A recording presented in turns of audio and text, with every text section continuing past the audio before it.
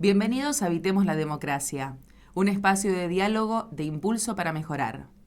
¿Qué calidad democrática tenemos? ¿Por qué han avanzado opciones totalitarias? ¿Por qué son ineficaces los partidos políticos? ¿Por qué crece la desconfianza y el descrédito hacia la dirigencia? Estas y otras preguntas intentaremos responder en cada episodio, conectando con diversos actores de la sociedad interesados en el devenir social, buscando contribuir a la construcción de una democracia sólida y fuerte, que nos incluya a todos y aborde todos los temas. Acompáñanos a debatir y reflexionar sobre una democracia que, lejos de estar despoblada, esté habitada por todos y todas. Espacio producido por Impulso para Mejorar, conducido por Fabián Peralta.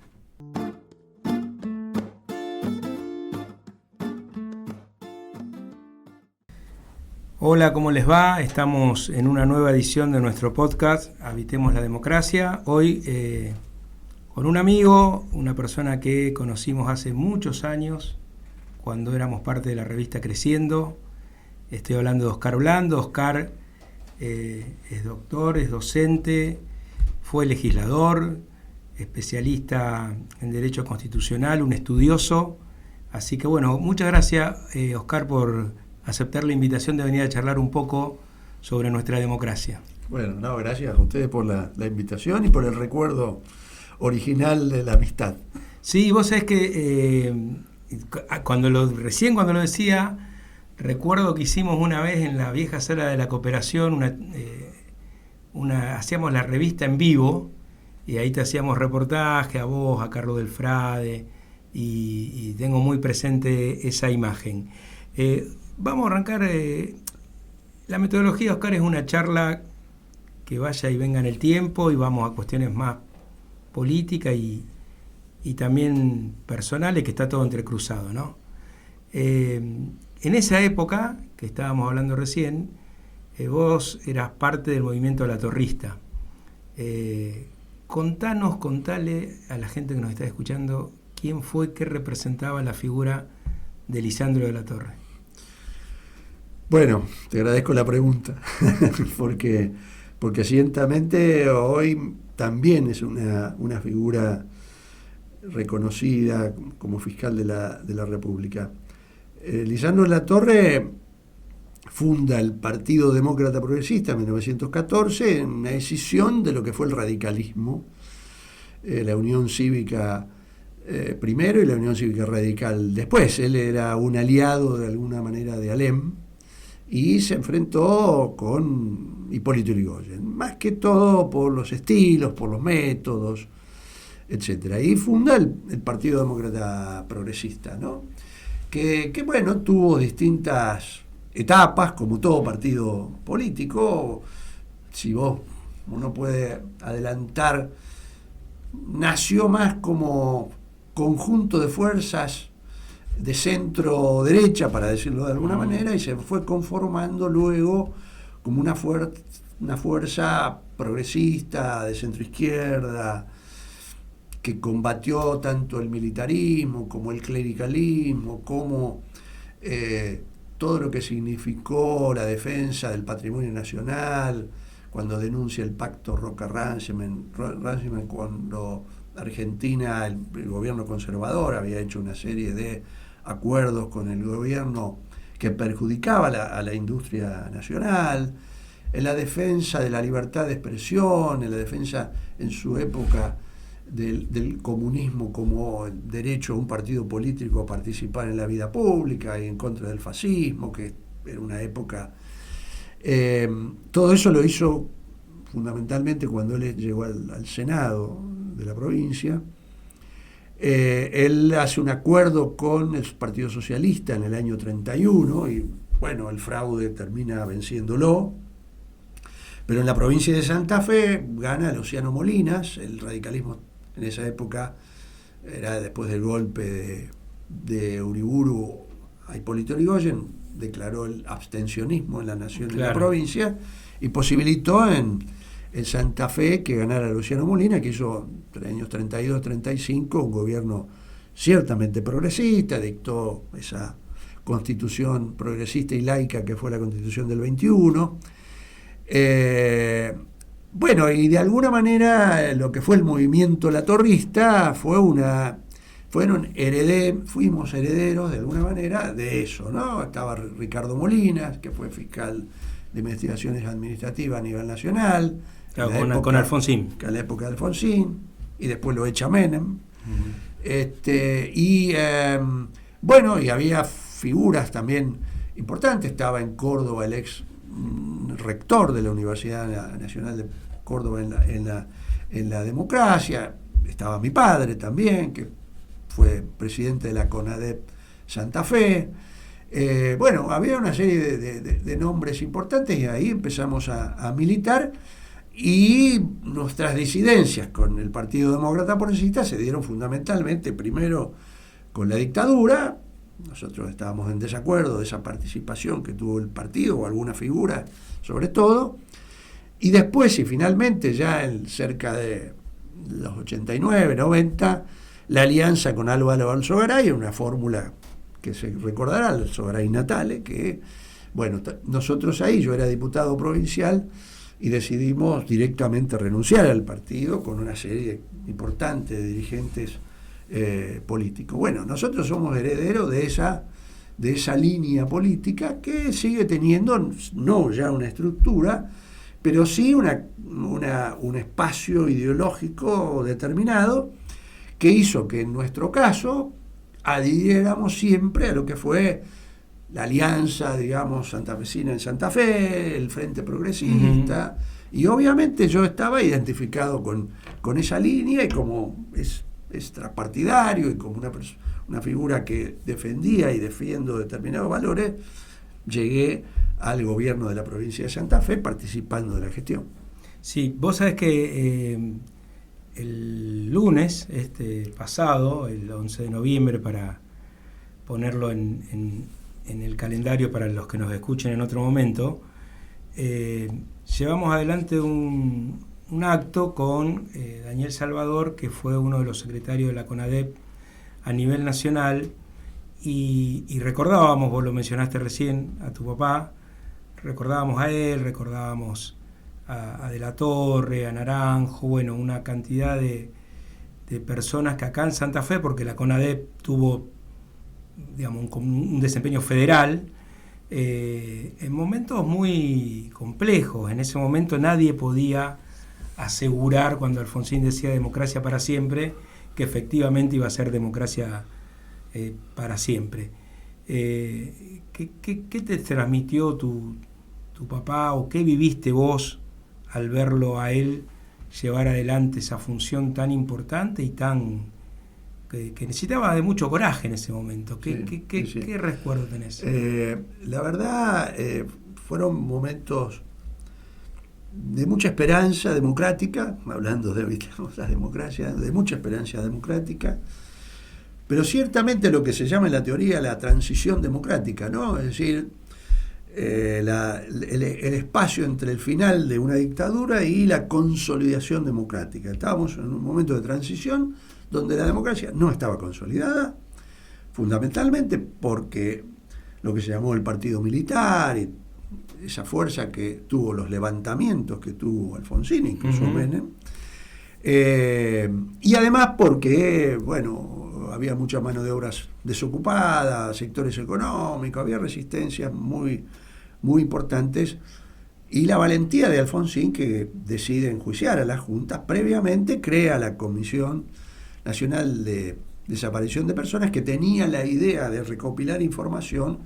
fundamentalmente cuantificando los desaparecidos y además estableciendo dónde estaban los centros clandestinos de detención. La metodología del terrorismo de Estado, el sistema, digamos. Exactamente. Entonces, bueno, en cada lugar donde hubo centros clandestinos, en general hubo comisiones provinciales, y mi padre incluso estuvo el día que es sábado, entrega a Alfonsín toda la documentación.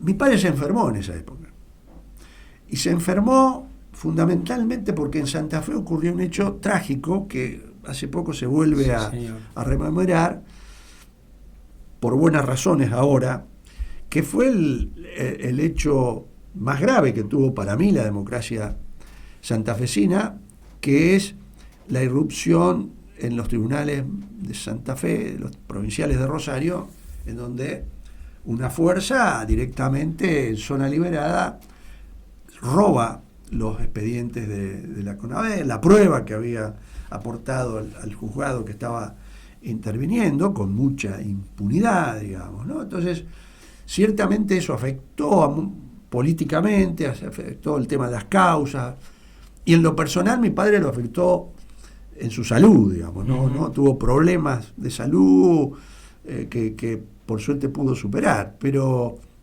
fue una época muy difícil, traumática. Yo lo veía muy en el tema. Yo recuerdo siempre que cuando se hacían los allanamientos, nadie sabía dónde iban, ¿no? Por una cuestión de resguardo. Incluso el juez no se la decía hasta el momento en que les pedía que los acompañara. Y bueno, por suerte, retrospectivamente, mirándolo desde hoy, la justicia avanzó en esto, se pudo saber quiénes fueron un poco los responsables, hay detenidos en ese sentido, pero ciertamente lo recuerdo con una cuestión de mucho respeto y de honor que mi padre haya estado ahí. Sí, sin duda. Y por el otro lado, de lo traumático que fue todo ese. Y él ese llega momento. a la CONADEP, ¿por qué? ¿Cuál era la trayectoria, el recorrido de él? Bueno, él había estado justamente militando en los derechos humanos desde siempre. Yo recuerdo que el primer estudio jurídico donde las víctimas de detenidos, desaparecidos, etcétera, que iban para una firma o por una habeas corpus, claro, pero también para las firmas para llevar a los medios de comunicación lo que se podía hacer, o una declaración. El primer estudio jurídico era el de mi padre, porque de alguna manera mi padre no venía de una fuerza política tan de izquierda, venía de la democracia progresista, de la línea latorrista, pero mi padre fue muy amigo de muchos compañeros del socialismo y del comunismo, digamos, de Trumper, de Jaime, de toda esa gente de quien asesinaron en las escalinatas de los tribunales que pertenecían al Partido Comunista. Bueno, él ponía la firma y era como que debajo de él podía... Claro, era un paraguas. Claro. ¿No? De paraguas democrático, que todos decían, bueno, si está hablando, ponemos la firma. Derribaba un montón de argumentos que si la firma de él no estaban podían surgir. Exactamente. Así que lo que pasó acá fue que los distintos sectores, organismos y partidos políticos terminaron decidiendo quién era, proponiendo quién podía ser el presidente de la CONADEP y después quiénes los integraban. Así fue la cuestión. No hubo una designación a dedo nacional, decir, mire, este tiene que ser. Fue una propuesta que salió de los sectores sí, que... eso le daba una legitimidad. Y le daba una legitimidad incuestionable. Importante, efectivamente. O sea que yo hablaba el otro día, yo creo que en ese, un gran mérito que tuvo Alfonsín, además de que para mí fue un dirigente que tenía una visión. El otro día Salvador contaba que Alfonsín decide crear la CONADEP cuando desiste de crear una comisión bicameral del Congreso. Claro, que era lo que pedían algunos sectores, claro, ¿no? Más de izquierda, el PIB, todo eso. Y Salvador decía, yo creo que si se hubiera constituido la bicameral, no sé si en 6 meses, que después terminaron siendo 9, hubiéramos llegado al informe por los propios juegos que se dan también en los ámbitos legislativos. Y yo creo que Alfonsín tuvo la visión de instalar el tema de derechos humanos como una política de Estado. Que desde mi punto de vista, más allá de los aportes que yo para nada niego y además reivindico del kirchnerismo, consciente o inconscientemente, decisión política o por el solo andar, terminó siendo como partidizada la bandera, y eso para mí la convirtió en un ser mucho más vulnerable, mucho más frágil, y hoy nos encontramos con una vicepresidenta que vuelve con la teoría de los 2 demonios, que reivindica a Isabelita como si la AAA no hubiera sido germen en parte de todo lo que pasó, ¿Qué opinión tenés vos de esto que estoy diciendo? No, parecida. Efectivamente, yo creo que en Alfonsín fue una política de Estado, sabiendo que también dentro de la Unión Cívica Radical no todos pensaban igual que Alfonsín. Uh-huh. Había fuerzas internas que creían que iba demasiado lejos, no todos acompañaron. Yo me acuerdo en algunos lugares de la Argentina, de nuestra provincia de Santa Fe, no todos acompañaron. Y me parece que se la cobraron a Alfonsín los sectores más conservadores, más reaccionarios, se la cobraron a esa cuestión. Y después es cierto que el peronismo, que por supuesto en sus orígenes Luder hablaba de la autoamnistía. La ley de autoamnistía, sí, que tenía continuidad jurídica al Estado. Es decir, con el kirchnerismo obviamente reivindican esta postura, en principio válida, claramente. En el medio fue, ustedes se acuerdan, que habían sido declaradas constitucionales la obediencia debida, el punto final, y más después vinieron los indultos. Menem indulta a todos los que habían sido condenados. Entonces, no solo militares, por otra parte. Y luego de eso, bueno, la sociedad, los derechos humanos, el kirchnerismo y también la Corte Suprema, que declara la inconstitucionalidad, bueno, se puede reabrir los juicios y avanzar sobre eso. Yo fui protagonista en la provincia de Santa Fe porque en el gobierno de Wiener yo soy llamado, no por el tema de la reforma constitucional, sino que yo fui llamado como director del programa de derechos humanos que incluía exclusivamente, no pude hacer otra cosa, el tema del programa de protección a testigos en causa de lesa humanidad. Estuve 2 años trabajando sobre eso. Creé el programa en Santa Fe, que no estaba en el momento en que justamente el kirchnerismo estaba duro en esto, que nos apuraba de alguna manera, y por lo tanto los juicios en Santa Fe se pudieron realizar con toda normalidad. Fue el primer juicio, fue el que se condenó por primera vez a un juez, que fue el juez de Santa Fe, que ahora se me pasó el nombre, pero digo, fue conocido, que participó de todo este grave proceso, y es cierto que ahí nosotros veíamos que el kirchnerismo tomaba, yo no te digo con sectarismo, pero por lo menos como una apropiación muy partidaria o de esa fracción, claro, exclusiva, esa es la palabra, exclusiva del tema. Entonces, eso generó problemas, generó rechazos. Después hubieron cuestiones, a veces no demasiado claras, con algunos personajes que estuvieron en el medio, y que ciertamente la derecha argentina y muchos sectores, bueno, después utilizan, como siempre, utilizan causas nobles, causas que tienen que ser defendidas, como el curro de los derechos humanos, toda una serie de cuestiones que yo siempre digo, hay que investigar todos los hechos de posible corrupción o poder de uso indebido de los fondos públicos, todo eso hay que... Ahora, la política de derechos humanos es otra cosa. Eso debiera ser una política de Estado que debía ser defendida.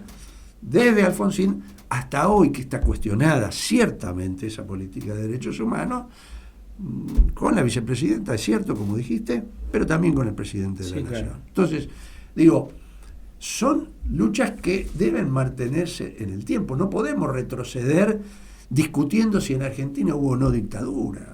Digamos, yo puedo estar en desacuerdo con determinadas políticas de determinados sectores. Ahora, no puedo discutir o confundirme qué es dictadura y qué es democracia. Digamos, yo a Macri o a Cristina o a Néstor o lo que sea, yo nunca los llamaría dictadores. Digamos.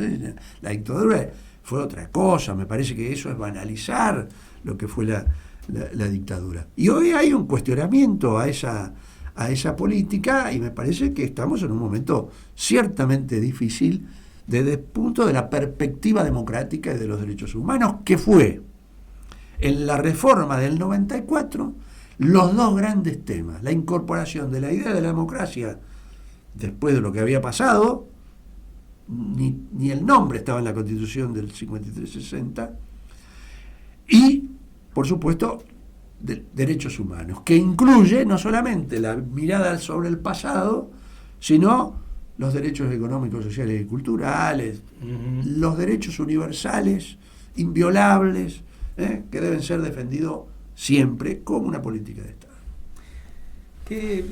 Esto que decías vos, nosotros siempre argumentamos que en estos 40 años de democracia hubo avances importantísimos, pero recién vos hablabas de los derechos económicos. En ese plano cuesta encontrar indicadores que sean mejores a los que existían en el año 83. Y la expresión de Alfonsín, de la campaña "con democracia se come, se educa y se cura", yo la interpreto como que la democracia, una democracia fuerte, una democracia habitada, una democracia con un gobierno con poder democrático, es la única manera de armonizar, disciplinar algunos poderes para garantizar derechos a las mayorías. ¿Qué tipo de democracia te parece a vos que tenemos hoy, después de 40 años de haber arrancado esta etapa? A ver, si hoy miramos qué piensa la sociedad, los distintos sectores de la sociedad, los países sobre la democracia, hay informes, el de Latino Barómetro, informes que incluyen a la Argentina, en donde hay un retroceso sobre la imagen de la democracia, en algunos casos peligroso, porque lo que se dice es, bueno, si viene algún autoritario, un régimen autoritario, a solucionar los problemas económicos, que venga. Compro. Esto es grave, y esto tiene que ver con lo que se llama, en la teoría también, la doctrina que se estudia, la erosión democrática, ¿no? Es decir, ha habido, y yo creo que una parte de la erosión democrática, más allá de otros aspectos, son los déficits de los derechos sociales, los derechos económicos, sociales y culturales, que están en nuestra Constitución, que están en los instrumentos internacionales, que son ley constitucional en la Argentina, tienen esa jerarquía. Sí. Que se han hecho avances, yo no digo, ¿no? Y además la importancia que tuvo, por ejemplo, en el derecho a la salud, el tema de incorporar la posibilidad de hacer amparos y defender a gente que los gobiernos negaban o niegan derechos económicos, sociales, pero ciertamente es la concepción de la democracia desde el punto de vista sustancial. Yo doy derecho electoral, y es más bien la democracia por procedimiento, es decir, claro, cómo llegamos al poder, qué garantías de legitimidad democrática tienen las elecciones, todo esto. Pero eso es una parte. La otra es la democracia sustancial, que es la que vive la sociedad, el hombre común, la mujer, los jóvenes, los jubilados. Bueno, esa es la parte en donde los déficits son muy claros en ese sentido. Entonces, bueno, me parece que el tema de que cuando la democracia vacía su contenido, por lo menos de este contenido, era lo que Carlos Nino, que fue justamente un jurista, filósofo, constitucionalista, asesor de Alfonsín, uno de los filósofos de Alfonsín, él decía, bueno, cuando esto entra como una cáscara vacía, ciertamente es fácil de que se pueda perder, que uno o muchos puedan decir, bueno, ¿para qué me sirve la democracia? ¿No? Entonces, en la transición democrática esta era un debate muy importante que se daba, ¿no? Algunos decían, el exceso de demanda o de demandas políticas, pero sobre todo económicas, sociales y culturales, llevan a la caída de la democracia. Esto una serie de autores, que sobre todo norteamericanos, etcétera, y otros en donde estaba Bobbio, por ejemplo, donde estaba Carlos Nino en la Argentina y muchos otros, decían, bueno, lo que había que hacer, hasta donde progresivamente se pueda, era satisfacer las demandas, no restringir la demanda para conseguir estabilidad democrática, sino resolver esas demandas y mantener la estabilidad democrática como forma de que esa democracia no se sienta como vacía o inútil, etc. Entonces, a mí me parece que sigue siendo un tema porque, y esto sí me parece que hace a la estabilidad democrática argentina. En otras épocas, 89 o 2001, hubiéramos tenido un golpe de Estado en la Argentina. Crisis económicas, sociales, etcétera, muy fuerte. Por suerte hubo estabilidad política, salimos de alguna manera en lo institucional, ¿no es cierto? ¿Cuál es el peligro hoy? El peligro hoy sea de que esos déficits sociales se profundicen y obviamente ante los reclamos y las demandas sociales que obviamente avanzan en la protesta social, en los reclamos, en los juicios, etcétera, la respuesta oficial, en lugar de ser, como pensábamos de una democracia progresista, responder a las demandas, sea la represión. La represión de la protesta, la represión a los jubilados, la represión con la fuerza monopólica del Estado en contra de los propios intereses de las grandes mayorías. Este es un problema que tenemos hoy en la democracia, porque además no es un problema solamente argentino, sino es un problema de lo que se llaman las derechas extremas que hay en América Latina, el triunfo de Trump, Orbán, bueno, Abascal en España, Vox, bueno, todo esto crea un clima que a mi juicio pone en cuestionamiento la democracia. Y yo lo comparto, y mucho tiempo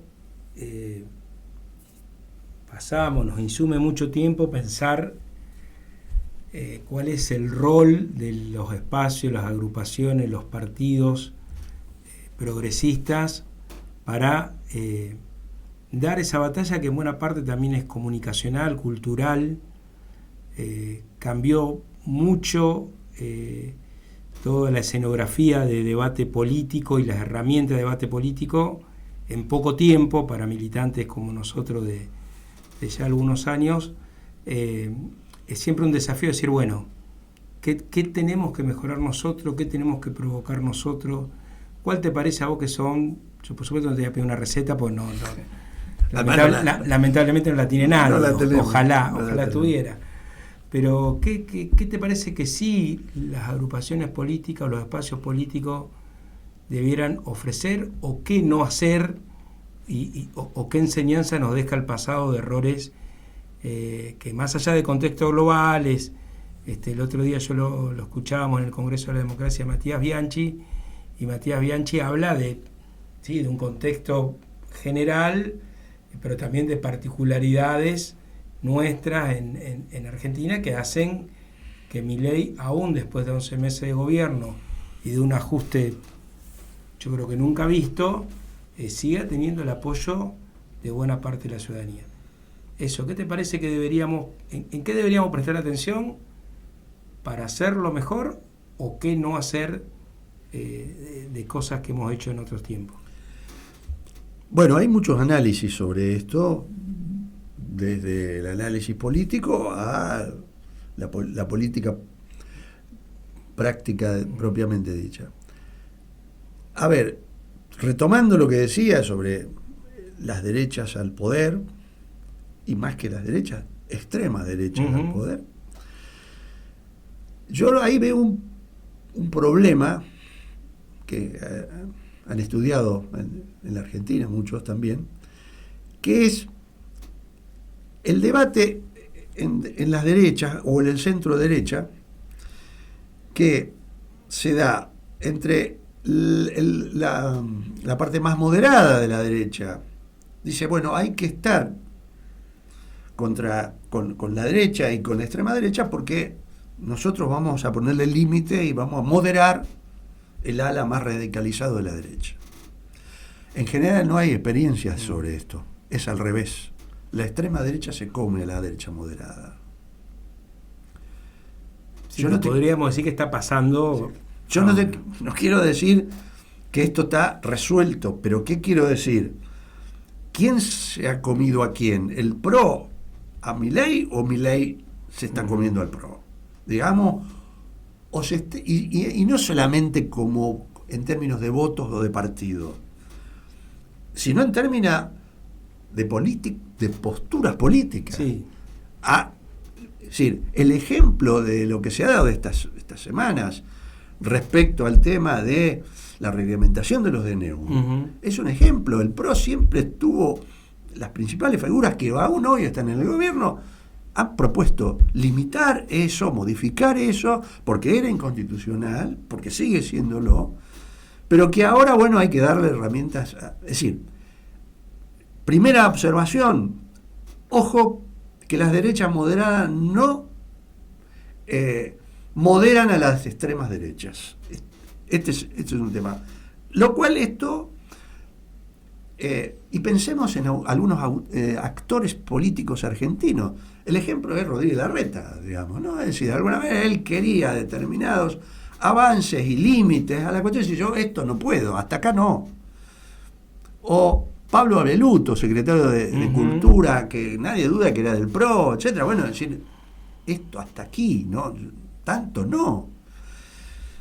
Sí, esto ya es otra cosa. Esto es otra cosa, claro, digamos, ¿no? Entonces, porque además por eso digo, no es solamente, va en contra de tus propias banderas. Claro.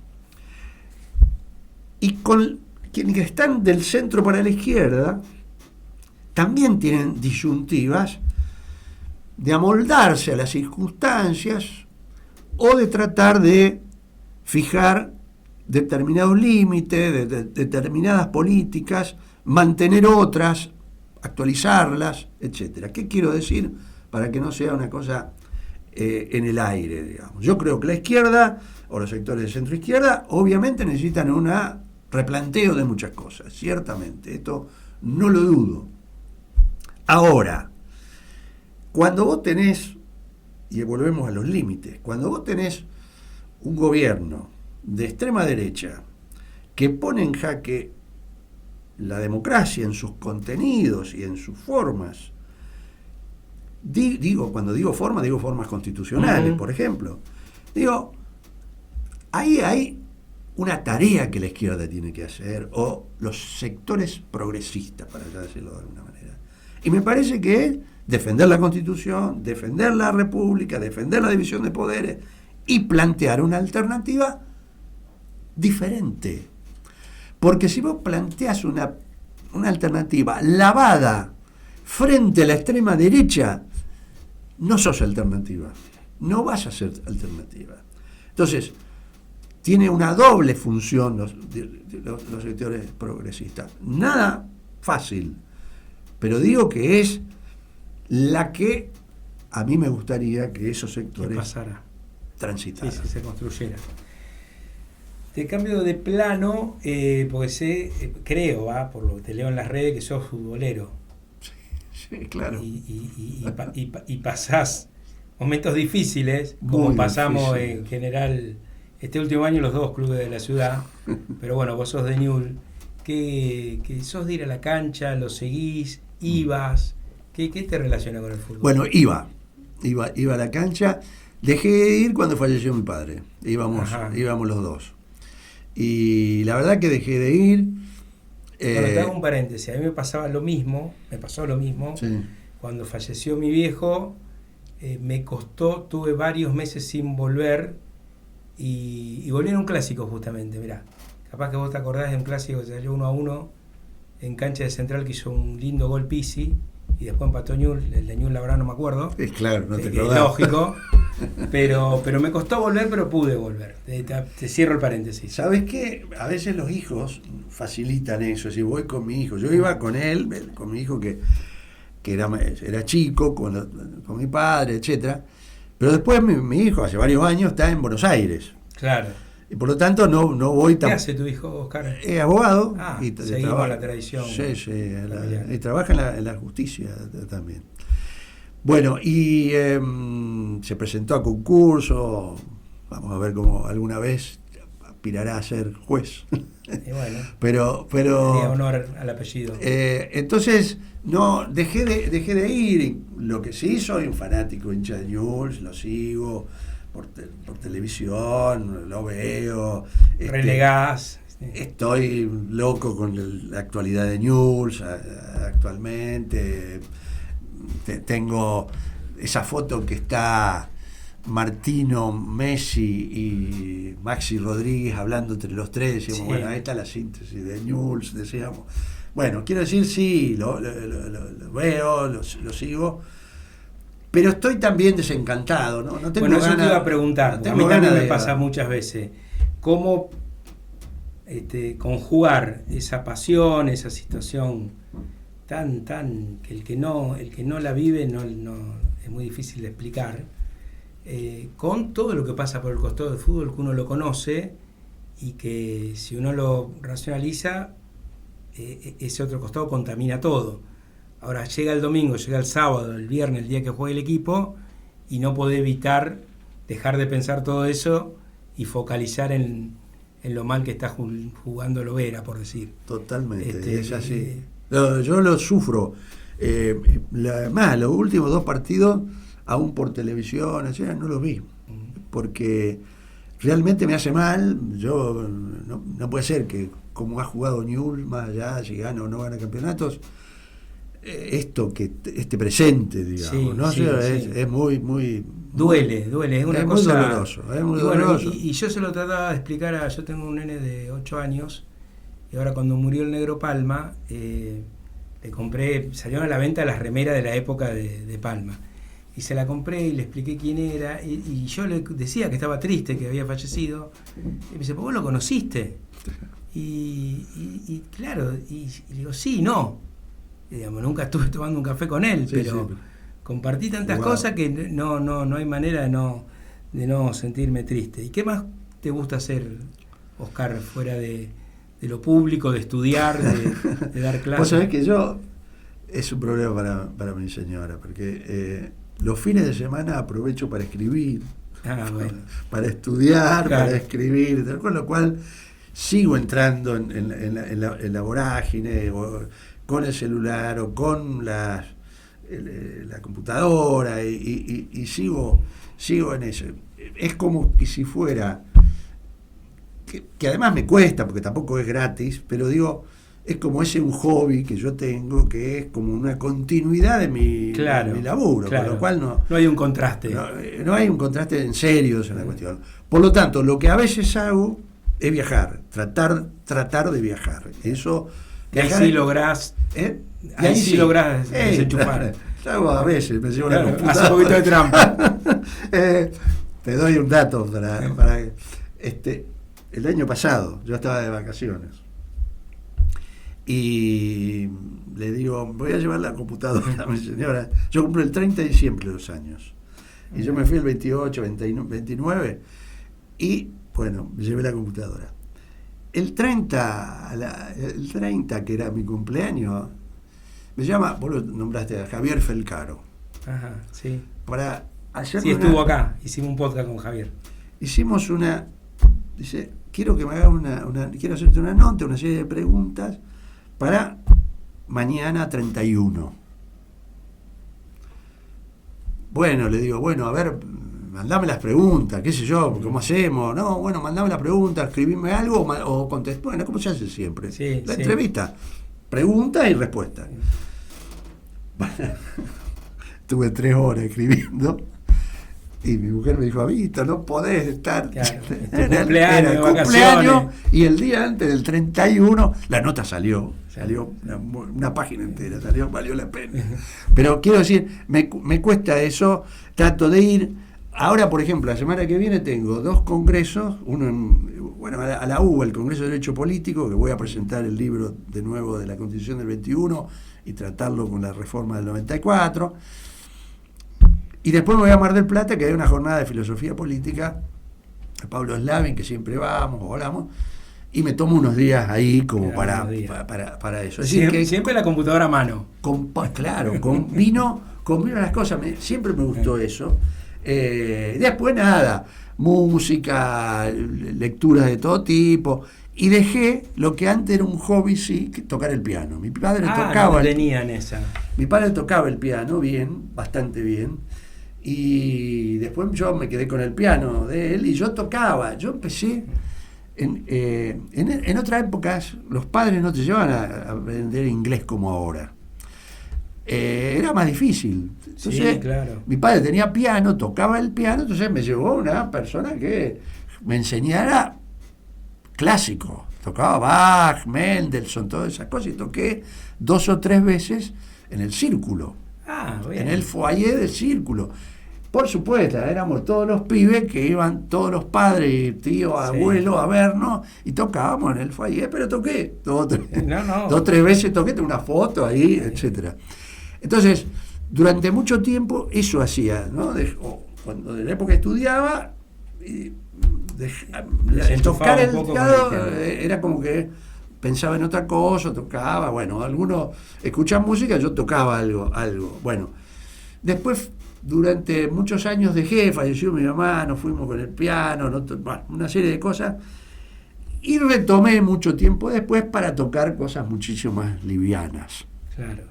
Y ahora me está costando volver a... El piano está. El piano está.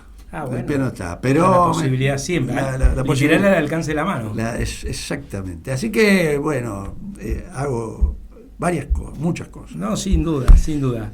Oscar, no puedo no preguntarte reforma constitucional, porque vos has sido un impulsor en su momento de los foros, en el gobierno de Miguel Lischy, participé de algunos. Y te voy a pedir eso, que me des tu opinión, Sí. si la crees necesaria, en qué puntos, y particularmente tanto se ha hablado desde hace ya muchos años de autonomía municipal. También tu opinión en eso, ¿qué tipo de autonomía debiera tener una ciudad como Rosario según tu mirada? Bueno, efectivamente en el gobierno de Miguel Lischy, sobre todo, en el papá también, pero en el de Miguel, él tiene una idea que yo compartía y por eso estábamos tan en consonancia, que era de que el proceso constituyente, ¿viste? Un preconstituyente, después el constituyente propiamente dicho, que es con la convención, la elección y la convención. Pero el preconstituyente, que incluye lo que se está tratando ahora, la ley de necesidad de la reforma y una propuesta de reforma, tenía que ir de abajo hacia arriba. Por eso, lo que vos decías, 1 año y medio estuvimos recorriendo la provincia y hablando con la sociedad, con las instituciones de la sociedad, los gremios, los empresarios, las iglesias, la juventud, todo. No hay sector, los Rotary, lo que vos quieras. No me quedó, creo, pueblos originarios, diversidades, todo. O yo iba o ellos venían. Y tratamos de armar una propuesta. ¿Qué falló? Los votos, falló la política, claro, ahí, de la cual yo político. No tuve ninguna injerencia. Ahí, la verdad, lo manejaban los actores políticos. Este proceso que está hoy iniciándose, y veremos cómo termina, de reforma, que es necesaria, obvio, y sigo manteniendo lo mismo, el mundo es distinto, necesitamos la reforma constitucional, no tenemos tiempo ahora de profundizar. Pero digo, el proceso que se ha iniciado es a la inversa, es decir, los procesos más tradicionales, que la política busque los votos en la legislatura para la ley de la reforma, se sanciona la ley de la reforma y a partir de ahí se empezará a discutir, la sociedad empezará a discutir cuáles son los temas. A mí no me gusta ese sistema. Yo creo que los legisladores hoy también tendrían que tener las voces de la sociedad para saber qué hacer, qué incluir. Te voy a dar un ejemplo. Colegio, Federación de Profesionales de la Provincia de Santa Fe, que siempre me invitan. Ellos quieren incorporar algo de los colegios profesionales. ¿Cómo hacen? ¿Cómo hacemos? Me dice. Antes estaba tu dirección, se podía incluir, vos concentrabas la cuestión y las proponías. Ahora, y no sé. Ahora, ¿dónde va a ir? Presente en mesa de entrada en la legislatura, qué sé yo. No hay un mecanismo para decir, bueno, estos son los contenidos que todos los sectores quieren. Porque cuando vos hablas educación, cuando vos hablas salud, cuando vos hablas seguridad, todos tienen algo, el derecho de las víctimas, que lo habíamos incorporado, bueno, todos tienen algo que decir sobre eso. Bueno, esperemos que se abra después, pero ciertamente es bueno escuchar antes qué dice la sociedad sobre los distintos temas para incorporarlo, porque la ley de necesidad determina, entre otras cosas fundamentales, cómo se eligen los convencionales, cuándo, con qué sistema electoral, etcétera, decide qué hay que reformar. Por lo tanto, lo que no es, si la reforma es parcial, ¿no?, que va a ser, normalmente salvo uno, todos los proyectos son de reforma parcial. Entonces, si la reforma es parcial, lo que no está habilitado para discutirse, la convención no lo puede rediscutir. Te voy a dar un ejemplo. Si el tema de los fueros, ¿no?, parlamentarios, tema que se discutió mucho, no el de opinión y no el de arresto, pero sí el del proceso, Sí. si ese artículo no está o el capítulo no está, no se puede tratar. La convención no lo puede tratar. Por lo tanto, la legislatura tiene una misión muy importante, decide qué vamos a discutir y qué no vamos a discutir. Por eso, cuanto más amplio sea esa posibilidad, mejor. Si no, tenemos que esperar que los partidos elijan bien y decidan bien. Y nos enteraremos cuando la ley salga. ¿Es un procedimiento? Sí, en general se hace así. Si es lo que yo me gusta o prefiero, no. Yo prefiero un debate robusto, amplio, inclusivo. La participación no solamente se da en la convención cuando uno va a pedirle al convencional que incorpore algo, o que haga un lobby, etc. Se debe dar en todo el proceso. Pero es necesaria y los contenidos son fundamentales. Vos diste uno y con esto te respondo también. La autonomía municipal es para, ciertamente, primero que es un mandato constitucional incumplido. Segundo, que Santa Fe tiene una tradición autonomista. Hablamos de Lisandro de la Torre, de la Liga del Sur, de la Constitución de 1921, que en los años 32 al 35, concretamente en el año 34, Santa Fe y Rosario dictaron sus cartas orgánicas, que hay que leerlas, esas cartas orgánicas. Algunas son mucho más progresistas de algunas cosas que están pasando ahora en Santa Fe mismo. Entonces digo, la autonomía municipal sí. ¿Dónde? No tengo duda que en las grandes ciudades, y esencialmente en Rosario y en Santa Fe. Ahora, a partir de ahí, el tema es complejo. No podemos, primero que debe ser una autonomía de concertación, es decir, de acuerdos, porque hay niveles de competencia que hay que acordar. Y además hay algo sustancial que en mi diplomatura de Derecho Municipal y Derecho de la Ciudad los invité al actual ministro de Economía, de Hacienda o de Economía, Pablo Olivares, y a Gonzalo Saglione, que ellos tienen un trabajo muy interesante sobre el impacto financiero, económico y tributario en la autonomía municipal. ¿Y qué dicen ahí? Que vivimos en una heterogeneidad y en una asimetría muy grande entre pequeñas y medianas comunas y municipalidades. Si ellos analizan cómo es el grado de coparticipación, que algunos municipios y comunas viven de la coparticipación y otras, ese porcentaje, Rosario o Santa Fe, es mucho más bajo. Entonces, en aquellas que necesitan de la coparticipación, porque si no, no tienen los recursos, es muy dificultoso que tengan autonomía plena, por lo menos. Claro. Puede tener de algunos aspectos, pero no plena. Entonces, hay que avanzar en la autonomía, hay que en las grandes ciudades esto es posible, podemos avanzar, es muy enriquecedor el proceso democrático de participación de los sectores, la democracia de proximidad, se pueden avanzar en muchas cosas, regional, ya no es solamente un problema municipal. Entonces, digo, pero hay que tener muchísimo cuidado, porque no podemos tirar la autonomía a cualquiera, y además no la van a pedir, es un tema complejo, pero necesario para la provincia de Santa Fe. Sí, hay una visión integral como provincia y como país que tampoco podés perder, incluso podría tener consecuencias en la medida, digo, que no preservemos la posibilidad de desarrollo de pequeñas comunidades. Esa gente termina viniendo acá a Rosario, sin recursos, con lo cual terminamos generando otro tipo de problemas. Pero además, sin recursos, como dice la Constitución, a las provincias no hay descentralización, y sin recursos que transfiera la provincia a los municipios tampoco. Entonces, todos somos muy buenos para hablar de autonomía y queremos descentralizar, y ahora, después de centralizar en serio y transferir recursos, ahí somos bastante centralistas. Entonces, digo, hay que avanzar en ese tema con todos los cuidados que esto signifique. Bueno, Oscar, la verdad que fue un gusto.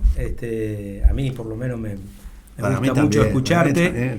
Y bueno, aprovechamos para invitar a los oyentes, a las oyentes que se prendan en los otros episodios. Y bueno, pronto nos volvemos a encontrar en este podcast que llamamos Habitemos la Democracia. Muchas gracias.